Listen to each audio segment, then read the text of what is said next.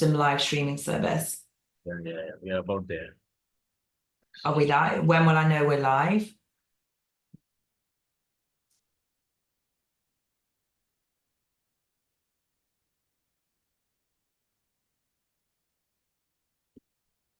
Manish, when will I know we're live?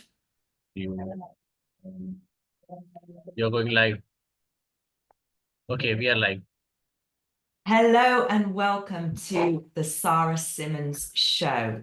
My name is Sarah Simmons and I am CEO at the Impact Innovator, a global community and mastermind that helps purpose-driven business owners have the tools and strategies to sell more and scale up. Why? Because innovation is complicated. Now, today, I'm really, really excited to be being joined by an awesome innovator, Chris Forbes, who is co-founder of Cheeky Panda, the brilliant bamboo toiletries brand that I know very well and personally, as I have used these whilst climbing up Base Camp Everest just a few months ago, which gave me even more incredible respect for Chris, his co-founder and team, for the innovation that they've made to create a product that is completely sustainable and biodegradable. And so when I started to conceptualize the Sarah Simmons Show, I knew that I wanted to interview awesome innovators from around the world about their success stories. So I asked Chris if he would join my show, and he has been running late, but he is on his way to join us really, really soon. He should be with us any minute now.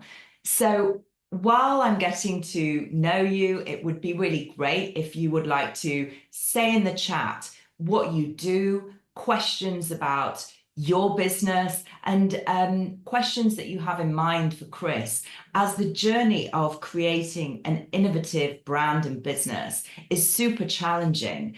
I know this because I've been an impact entrepreneur myself for 18 years. And I started in 2006 with a vision to create sustainable jeans. As in the world of impact, this is what it now takes. We need to basically re-engineer every product and service that we've been making in the world, as Chris has been doing with tissues and I have done with jeans, and my amazing members are doing with in all sorts of different areas. We need to reimagine the products we make to be good for people and our planet. So I would love to know about what you do, and share this in the chat. And I hope that Chris is going to be joining us really, really soon. So I can share more with you while we're waiting for Chris about my journey. I have always loved the products that we make, as we consume $49 trillion of stuff per year. And I started my career as a buyer and product innovator for some of the world's top retailers. And what I started to see in the early 2000s was huge amounts of waste in what we consume, the amount of seasons speeding up in the world, the amount of product being made massively growing. And as a buyer, I knew and understood. Welcoming Chris. Hello, Chris. I am so sorry I'm late. Hi. No worries. Hi. So awesome to see you. I've just been sharing, Chris, with everybody watching what an admirer I am of your fantastic innovation behind Cheeky Panda, as it's so difficult to innovate a sustainable brand, company, and product. So I'm really, really excited to dive into your journey behind Cheeky Panda, how you've been able to build this with your awesome partner, co-founder, Julia, and your team, from a startup idea to a £10 million and beyond company, and one of the fastest growing companies in the UK. So let's dive in, Chris. Thanks very much for your kind words, Sarah. Really appreciate being on the show. Thanks to all your listeners, and I hope to be able to share some valuable insights about scale up in the world of sustainability. Brilliant. Thank you, Chris. So let's begin with, what was your wrong you wanted to right when you thought, I have to launch Cheeky Panda? So it was Julie's idea, and it wasn't really something that I realized there was a wrong that needed to be righted. And she turned around to me one day and said, "We can make tissue out of bamboo." And I said, "Why would you do that?" And she went, "It's the world's fastest growing plant." Wow. And I went, "Why is no one else doing it?" I said, "Is it any good?" And she went, "Yeah, it's really good. It's really soft." And like in a world of stretched resources, if you've literally got the world's fastest growing plant, why are you not making more use of that? And I'd been working in sort of change projects and sort of cross-pollination of taking the best ideas out of one sector and applying it to another sector. So that there's very few original ideas in the world. There's a lot of like twists of lemon on an original on an existing theme, but there's not actually very much original stuff anymore because everybody's already thought of stuff. So to have something original in terms of a product was hugely exciting. Particularly, I knew the impact it could make in terms of sort of like deforestation and sort of saving deforestation, and trees are better in the ground than being used for toilet tissue. 100%. And like when you sort of had the concept, what did you think was possible to save trees, to stop that deforestation, and to really, I know that plastics is a big passion of yours as well. What was the mission that you thought, growing a 10 million business and above, we can actually have this impact? Yeah, I mean, so I think you have to look at like the world that's going to be tomorrow, and the world that you want your children to live in if you have children, or like future generations. And I think we're custodians, and we have a footprint that we leave behind, and to try to leave as little footprint behind as possible and try to leave a positive legacy, is something that I've always been sort of mindful of. So to be actual, and you try to buy the right products and stuff as consumers. But previously I was working in services, and you can't really make much of a difference really in that space. So to actually sort of have something that you can actually make a difference in terms of cutting carbon, getting rid of plastic, and saving trees was a mission that, at the beginning, it's hard when you're running a business. You've got very little money, you've got lots of outgoings, you've got very little incoming. So you need to have that kind of mission to really believe in what you're doing, because you're going to have to come through a lot of tough times, and it's all very well now and everybody can look at the success, but that's the tip of the iceberg, and people don't realize all the risk, and the many great companies that have failed that don't get to this point. So yeah, you kind of need that mission purpose. I agree with you. I mean, being an impact entrepreneur, also, I had the same idea. It was looking at the world and sort of, like you guys have done with awesome toilet tissues and beyond. It's taking a concept, like you were saying, and saying, well, why can't this be biodegradable? Why do we have to create so much waste? I did the same with the jeans industry. I thought, how can we create a product that is fully sustainable and not creating all this water waste and all this dye waste? But innovation is challenging, isn't it, Chris? It takes time, and I think probably the best example of sort of innovation that we did. I'll just try to sort of see if there's a pack near me. Yeah, I'm just going to just quickly go off screen for a second to bear with me.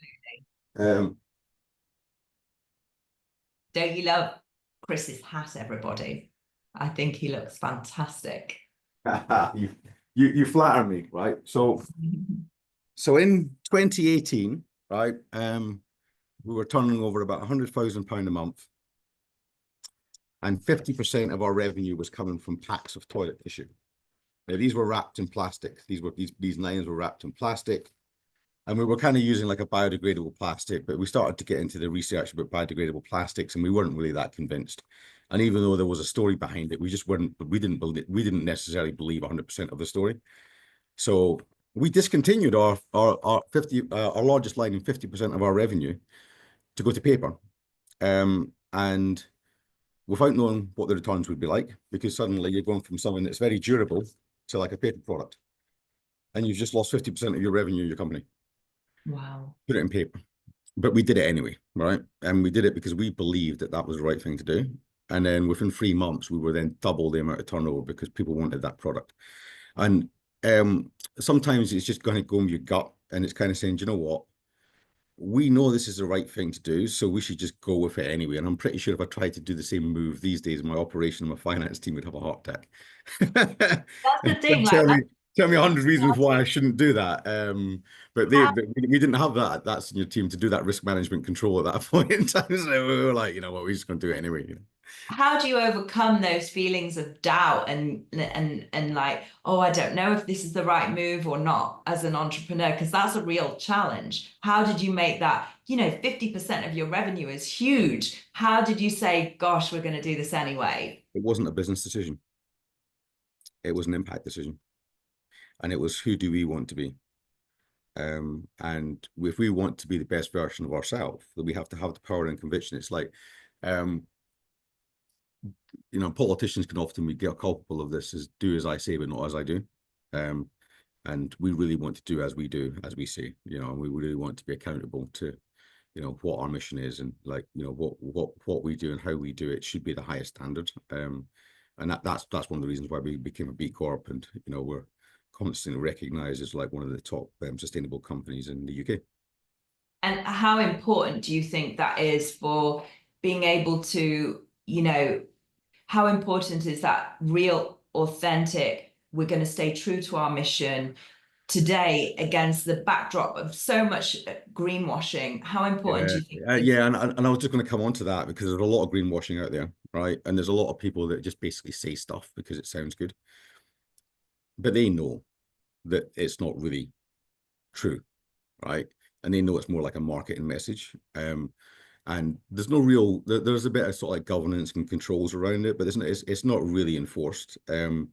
So people are kind of getting away with it, and they think you can kind of get away with it, but it's not really, how do you want to sleep at night? I mean, do you want to sleep at night knowing that you're actually you're true to yourself, or do you want to sort of say, you know what, I'm trying to get one over on people? And it's if the world just kind of thinks like that, then, it's not a fair world. And I think, we want to live in a world where people can kind of look at people and admire people and kind of think that's good, and that's the way that we operate. But if people kind of cheat and take shortcuts, then everyone can cheat and take shortcuts. And that's just not something that we should aspire to as people.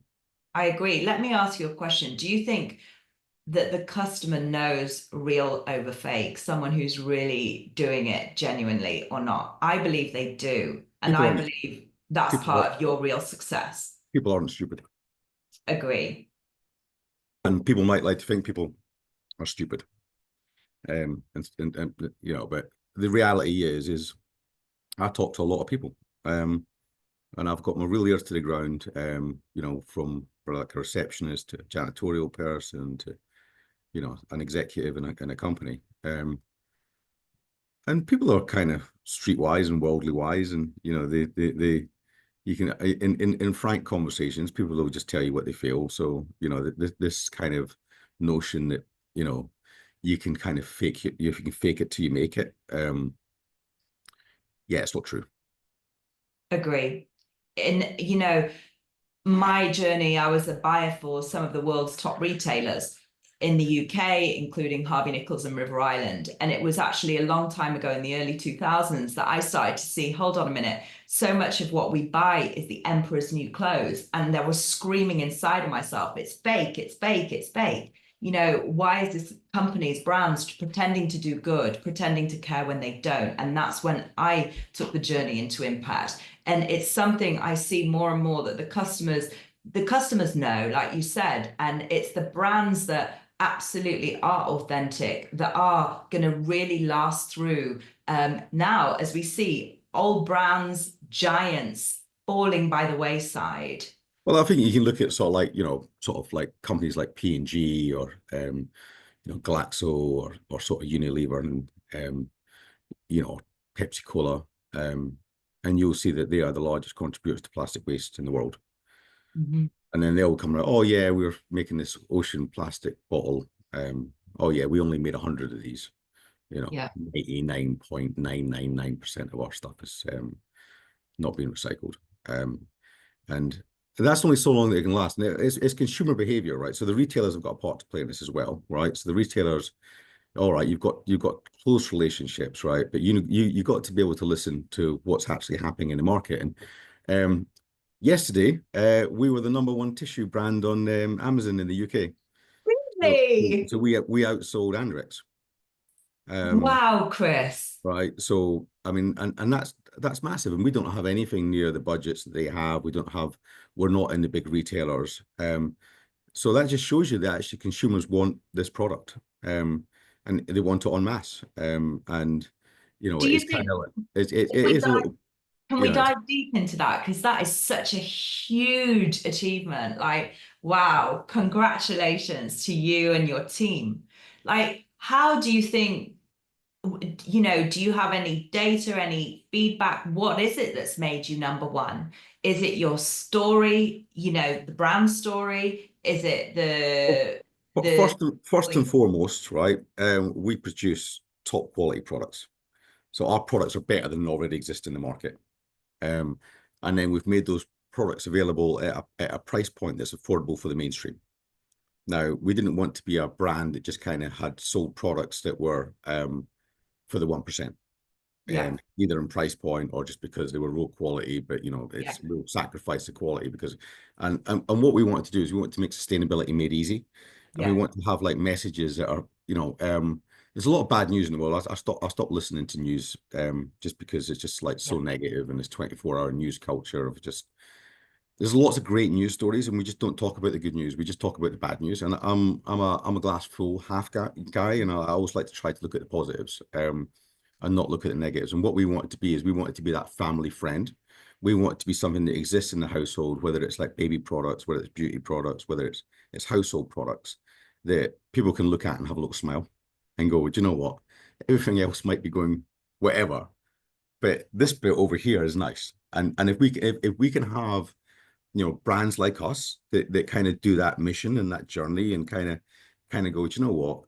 Actually, there is people out there making a difference and not just talking about it and walking the walk. I think that kind of inspires, and that's a real big purpose for us is to help inspire people and kind of sort of show actually, the world can be a better place and we can live in the amount of resources we have in the world, we can actually live sustainably. And if we use the right things the right way, whether it's energy, whether it's water, whether it's household consumable products, and we kind of get rid of this plastic and dependency on non-sustainable things because that's the way we've always done it and change into yeah. this new world. I think that's kind of, we can be a real beacon for like, what the future looks like. Totally. Let's dive into that a bit more because, to the like sustainable founders on this call listening to us, um, a lot of conversations I have with founders are about price. As I know, like many sustainable founders, price is an issue because they'll make something and it's naturally more expensive because it is sustainable. Therefore, they'll put the price up and therefore the people will not buy because it's a price sensitivity. So I would say, like, hearing you, what you've shared, how you've been able to become #1 on Amazon is because you've made feel good products that do good at the right price. And this, so this shows to That's a me, hard combination, but it's possible. yeah, it's a hugely hard combination, but That is possible. when it's possible, and when people are like, oh, but does sustainable brands make money? Do they not? Are they profitable? Can they be profitable? You've showed the winning combination and formula is an amazing product with a great story and at the right price. So it's like the market want to buy sustainable products. It's the price is the key to be able to enable, like you said, more than that 1%, the masses to be able to buy. And I guess that's why you really need great partners as well. And then, because like we do distribution. So we supply in like sort of like 4 channels. So we supply from our website, which is cheekypanda.com. We supply like on the likes of Amazon, Milk and More, so like the digital marketplace channel. We supply in retail like Waitrose and Boots. And then we also supply buildings and sort of facilities management. But the only way we can get it at a price point is that we need that like large scale distribution. So we, to pay for one person, we've got to sell an awful lot of tissue, right? Because that's the nature of it. It's a bit, but the bigger you become, the easier it becomes. And then because you can then end up with your supply chain costs reduce. So like if for example, I move 1 pallet on a truck, it costs me about £60. If I move a truck of pallets, it can go down to like £15.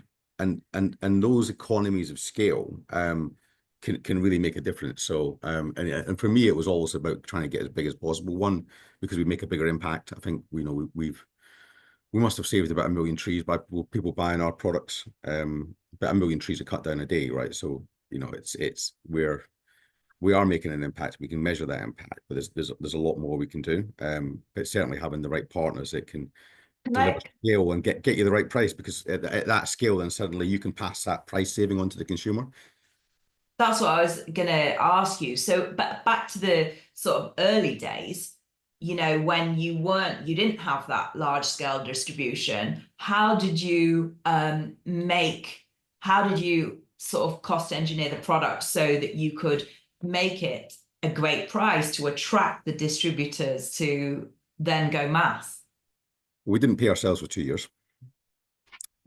So any sort of margin we made in the product was all kind of put back into marketing to get to scale. Which is a very risky strategy for but having that sort of play it forward mindset allowed us to have additional cash so that we could actually grow the business, because it wouldn't have been a sustainable business if it had just been turning over 1 million a year. It just wouldn't have been able to operate. It always had to be a business that, this business should become a £50 million business in the near future. And at that point in time, actually, those economies of scale become very interesting. But at that, we always set out with that mindset of it has to be a big business. So you were thinking long term. Play it forward, yeah. And because I was running another business, and I eventually sold that business. I was able to kind of fund this business.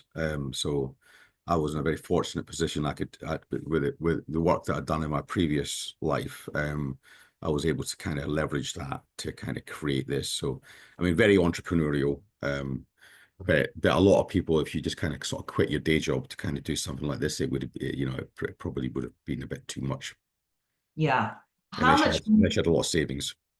Yeah, absolutely. And so, did you self-fund the business for a long time? Yeah. I mean, I've put well over $500,000 of my own cash into this to get it to where it is. And I've raised money as well. So I've had people that have believed in me as well, and that's been great, right? So I've had a lot of sort of mission saying, actually, we need to change this, and we can make a change, and we can see the opportunity here. So let's all get on board. And you need people like me. Large corporations don't do change very well. They don't innovate very well. They don't bring out new products very well. So it really kind of actually, the biggest thing that we can do is we can wake up the big guys and actually think, do you know what, Andrex, why are you still wrapping your products in plastic? Why? There's no need. If a company like us can change to paper 6 years ago, why haven't you done it? Totally. And the more market share we take off them, eventually their executive committee will wake up and go, do you know what, we need to do what they've done. So we force the change because we've given the consumers a choice, and actually the spend is moving away from them. So they kind of have to go, well, we have to address this. But if they don't see it as a problem, then they won't make an impact. They won't change it. They'll just How is your pricing compared to Andrex? I mean, it's the same. Yeah. I mean, if you looked at the price in sort of like Waitrose, and it's kind of the same, so. And would you say your costs to make are more expensive because you are sustainable? Yeah. I mean, bamboo pulp's slightly more expensive compared to wood pulp per ton. So I think the rest of the process is pretty much the same cost, and the same sort of logistic costs and sort of packaging and stuff like that. But we've got a slightly bigger upfront cost. Yeah, but I mean, if you kind of sort of take that bit out, it's we can compete. And I think we've just launched our new sort of balsam tissue, which is the softest tissue in the UK. It's let's try it. It's amazingly soft, and we're delivering that at the same price as Kleenex. So this is really the winning formula: is to make a sustainable product better than the competitors that are not sustainable at the same price, and to think big, think volume. We've got over 35,000 5-star reviews.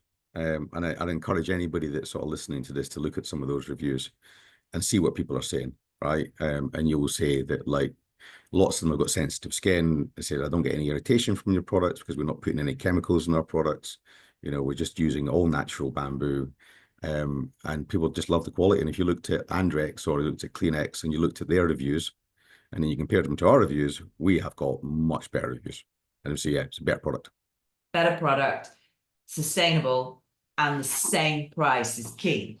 So if you were, as a founder, would you recommend self-funding, but also keeping kind of a day job going so it's not as much? Yeah. If you can do this, if you can do the side hustle is probably what I would call it.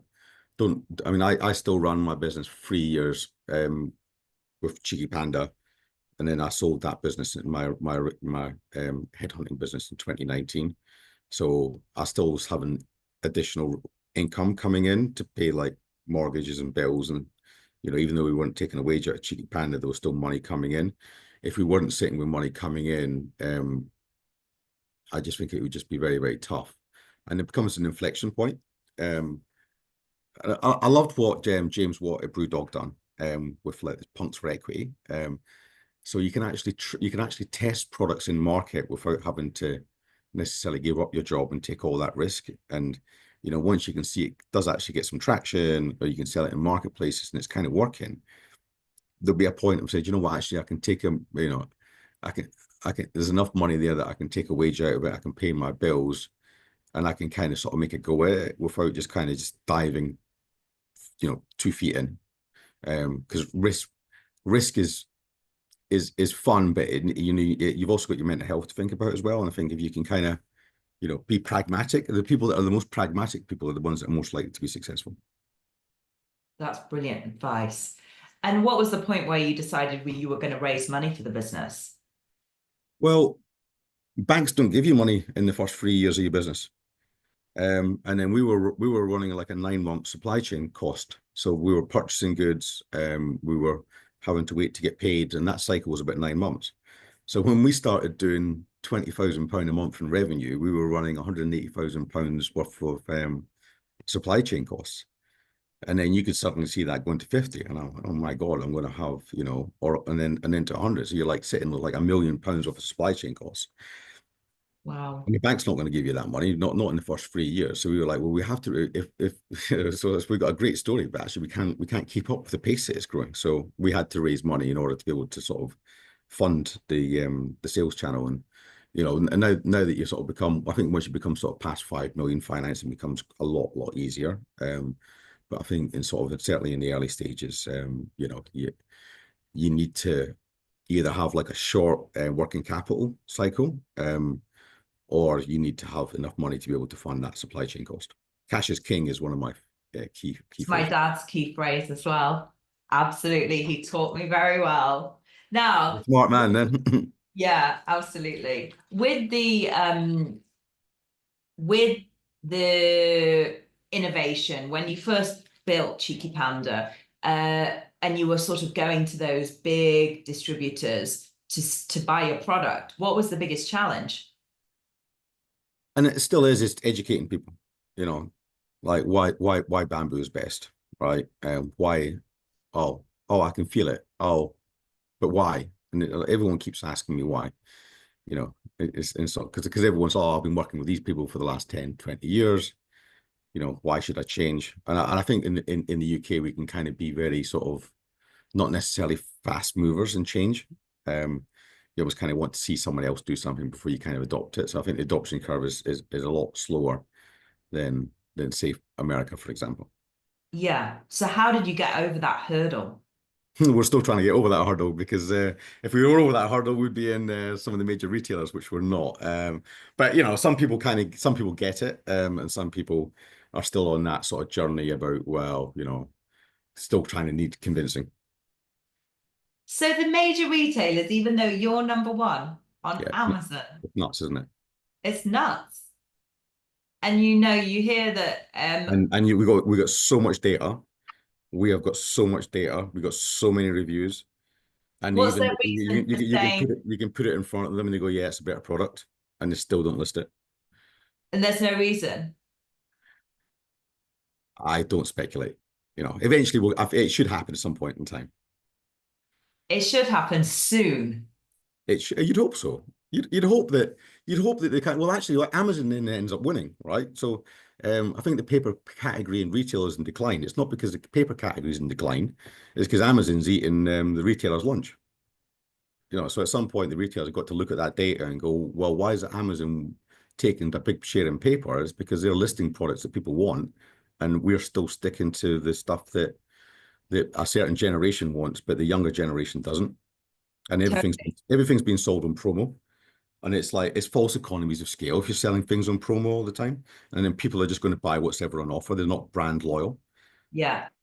I think a big inspiration for that I feel you're on the cusp of being in those big retailers is when I see method cleaning products in the big supermarkets as a sustainable business. Do you know what? There's a lot of great brands in like sustainable, like Ocean Saver in there, Neat are in there, and they're much smaller businesses in terms of turnover than what we are. You know, so they are in some categories, sustainability is being given a chance, and that's great. And big fat friends of theirs and supporters of them. So I think paper's kind of, oh, it's not broken, don't touch it kind of mentality.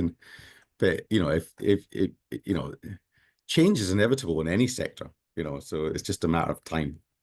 So when we go back to those big distributors, did you go, I always talk to my clients about, you've got to find the right customers that value you and focus on them. So what was your approach with that? Did you it was really funny, right? So like Acado is a great customer of ours, and they've just launched this digital workspace called Buy Women Built.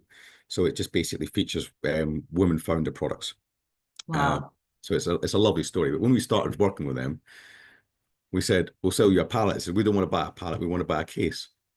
And we were like, but literally, we were working with this company called Ethical Superstore, and we were selling like 5 pallets a month to them. And we were like, but this little sustainability workspace over here is buying 5 pallets of us. You're going to sell loads of this stuff, right? And we sell loads of that stuff with them, well over $1 million a year. So we were like, okay, fine, we'll send you a couple of cases because we know it's going to work. And like, even though we wouldn't make any money because the supply chain costs of sending a case there was no money in it.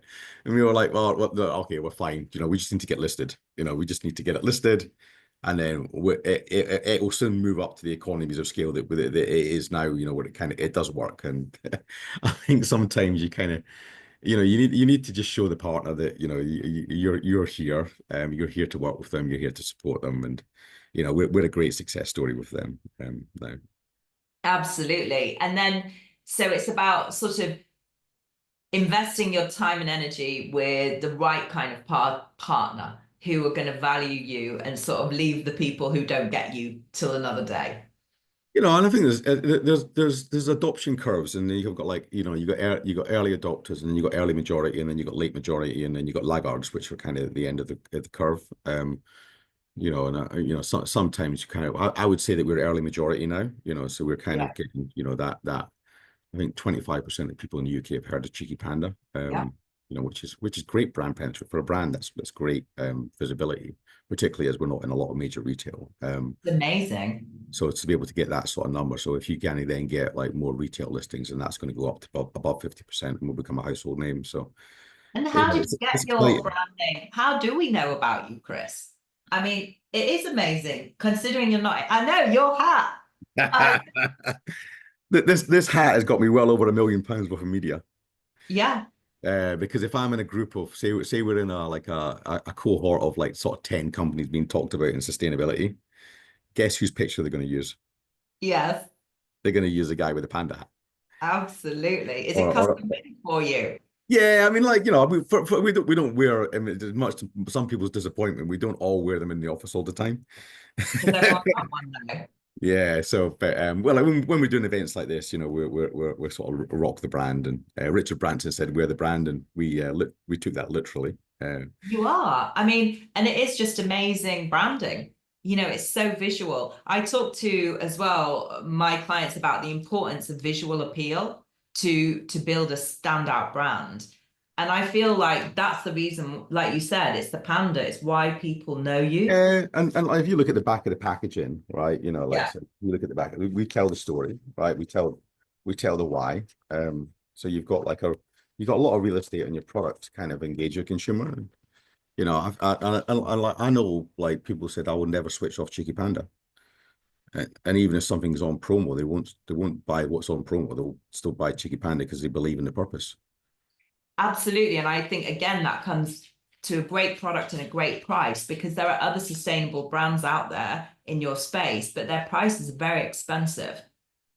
And you know, some of the people that sell bamboo aren't using 100% bamboo. There's a quick article on that if anybody's using any other bamboo products, they might want to see how much bamboo's in their bamboo.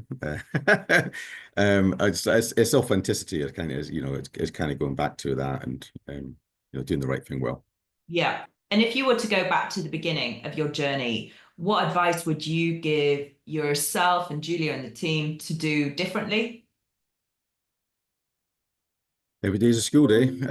I think there's not much we would have changed. There's certain things that you can't control. You know, the pandemic was crazy. And I don't think that did a lot of people's sort of, you know, mental health, you know, any good. You know, we're all forced into this sort of semi sort of almost like a military zone type of environment. And we were kind of growing our business really, really nice. We had great culture, and then suddenly we had that all taken away with us. We weren't able to work together. We were having great fun in the office. We were having just, you know, it's just a lot of fun. And suddenly that remoteness kind of we got that taken away from us. And you know, if we'd have just been able to continue as we were, I think you know, I think it would have been a lot nicer. There wouldn't have been this sort of like this you know, it's one of the things I say is there's more black swan events than there is white swans now. So almost like every year there's like a state of crisis. We've had a supply chain crisis, we've had energy crisis, we've had war, we've had Brexit, we've had political upheaval, you know, and every single year there's just like what next? And I honestly kind of, and you know, we have, you know, whether people like to acknowledge that global warming is a thing, you know, we are seeing severe impacts of climate change, whether it's fires in Southern Europe or like flash flooding that never existed 10 years ago. And I almost kind of sort of think until the world gets right with itself, until we're actually living in a sustainable environment, we're going to keep ending up with these extreme events. And it's just a question of like how much can we change and how quickly can we change? And you know, I think that's kind of like part of our purpose is kind of like everyone sort of sets a 2050 target. That's not good enough, guys. You know, I mean, let's speed it up here. You know, at the end of the day, it's our home, it's our planet, it's our future, and you know, what future do we want? You know, it's like, you know, it directly impacts us. And I think if people start with how does this impact me first, I think people start to make better decisions a lot quicker. Absolutely. Thank you. And what 3 tips would you give to an entrepreneur in the sustainable space growing their business today? Wear your brand. Have fun. There's a lot of friends out there, right? So you know, network, you know, and networking is such a key thing, you know, and if you lean on shoulders of people that have got more knowledge than you can get there a lot quicker. And you know, plowing your own field is very lonely, but if you can kind of, you know, sort of do it and share, and don't be afraid that someone's going to steal your idea, you know, and just be able to sort of, you know, appreciate, you know, look for good role models. And if you find those good role models and look up to them, then you know, you'll end up in a happier place. Agree. I used to, when I first started my first sustainable business, I was so scared to share the innovation because I was like, what if someone copies me? And then the more sort of purpose-driven and sustainable businesses I developed, I was like, well, hang on a minute, it doesn't matter. And they say that really in our space of impact-driven business, collaboration is the key to success. 100%. And actually, you should be talking about what you're doing. 100%. That's how you get the word of mouth out. You know, if you've got Yeah. the best product in the world, but nobody knows about it, then Yeah. You've got to share it with Yeah. the world. And being a business mentor myself, and you just talking about role models, who's been your greatest mentors? Well, I've had some very good close friends that I've worked with previously that, you know, sort of came came with me into this sort of journey, and sort of I still rely on them as mentors I've had since my 20s. So I'm sort of very fortunate that I've had you know, real people, not just like somebody on YouTube or something like that, that I've been able to sort of lean on. And then we've worked with some great industry leaders as well, right? You know, so Giles Brooke was a non-executive director. He was at Vito Coco when he was at Innocent. So you know, we've had sort of like, you know, some great industry experts around us that have.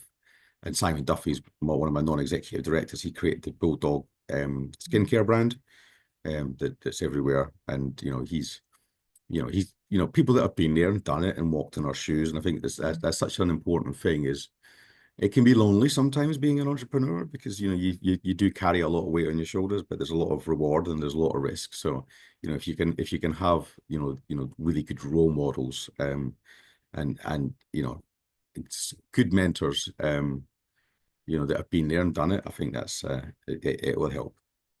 Totally agree. And what's the vision for Cheeky Panda? Where's next? Where's the next? Oh, well, we have a new product coming out. So we just launched our balsam tissue, which is the softest tissue in the market, which I've said. But we have sanitary products coming out next month, which are patent pending as well. So so even if people want to copy it, they can. So it's the most biodegradable bamboo sanitary pad in the market. So a hugely important innovation. yeah, and you know, it's something, you know, we kind of sort of look at beauty and we kind of sort of look at feminine hygiene, and it's you know, it's something that my wife Julie's been very passionate about, and you know, it's not easy to create something that's a world first, but it's hugely rewarding. So we're super excited to get that not just into the UK but Europe and the US as well. It's really exciting. I mean, the biodegradable part of what you do, I think, is just so important.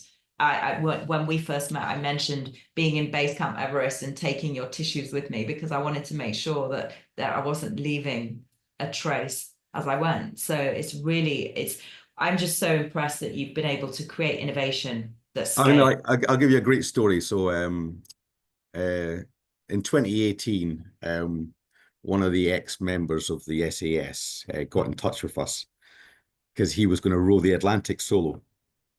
And he went, well, there's no shower. There's no wash facilities. Yeah. He said, can I use your baby wipes? I did. I was like, absolutely. So I did. It's the only thing that kind of that biodegrades. I can chuck it in the ocean and not have to stress about it. So I didn't have a shower for 2 weeks. I used your baby wipes. Yeah. So we gave him a couple of cases and then stick him in the boat pal, and off he went rowing the Atlantic. I think they're a different breed of animal there. Those that go through the regiment. Yeah, they're absolutely pretty cool people though. But that's a really nice anecdote. And I think what the other thing is, we've had so many you know, people that have write to us that have had skin conditions, like, you know, lichen sclerosis, or like, you know, sort of post-surgery issues, or sort of postnatal issues. And then they've used our tissue and they said it's really made a big difference for their own personal comfort. And that sort of stuff is just so nice to hear, you know, when you get people writing to you and saying, you've actually made a difference to my life. And we didn't expect that when we started the tissue business. We didn't think we'd make that level of impact. And, you know, it's just very, very comforting to hear those stories. You're impacting the planet and people, which is the best. And ending on, I'd say my last question, drawing things to a close, where, you know, how excited are you about the world of purpose-driven business, impact-driven business?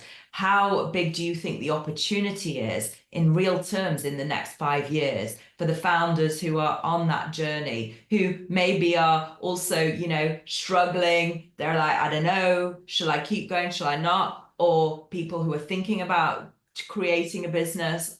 How big is the opportunity in real terms? The world needs change. So if you've got products that don't have plastic and are more sustainable, it's going to be the future. It's about what point the market moves towards it. And if you don't have products that don't have a purpose, then I'd be kind of asking, like, what are you doing and why are you doing it? And there's that time and energy, you know, what are you looking to get out of what you're doing?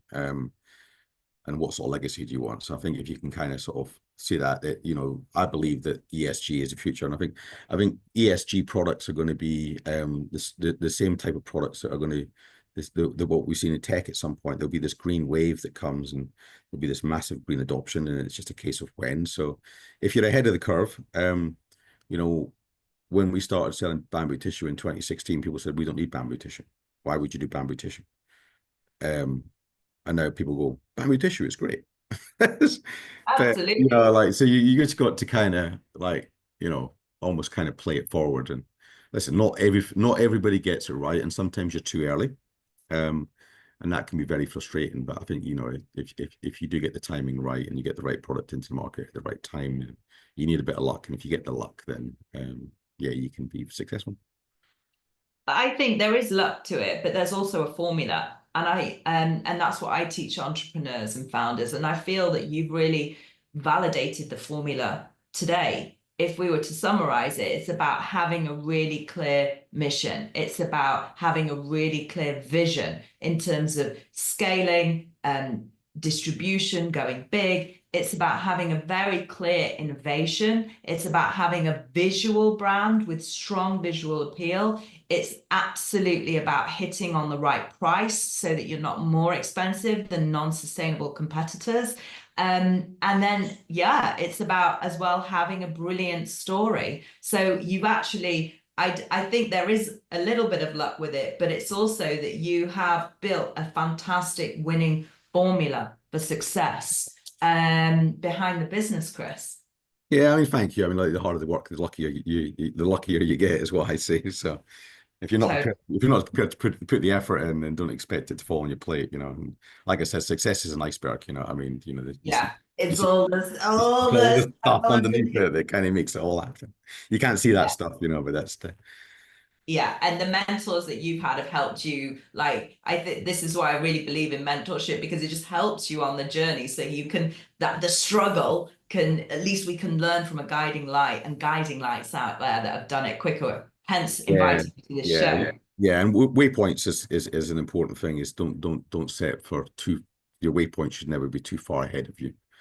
You should be able to see, you know, it might be a journey, but in the journey, there's lots of different waypoints in that journey. So just aim for your waypoint. Love that. And I would say that also, you know, when we talk about opportunity, you've proven the opportunity. You are Amazon's #1 as of yesterday, and you've built a multi-million pound and growing into a 50 million pound business. So you've absolutely proven the opportunity for all the other sustainable founders out there. Well, hopefully some of your audience will listen to this and maybe be inspired to, you know, take some risks and, you know, maybe sort of follow in our footsteps with sustainable products. 100%. Well, thank you so much for joining the show today, Chris. And I know if anyone wants to reach out to you, you always answer DMs on LinkedIn. I do, yeah. I'll always connect with everybody. So if you can send us forward to look for the guy with the panda hat. Absolutely. And same with me. Anyone who wants to reach out, connect, send a DM, and let's build our global community of innovators. Lovely, Sarah. Well, it's been a pleasure speaking to you today, and have a great day, and thanks to your audience. Thank you very much, Chris. Thank you. Right, bye. Bye.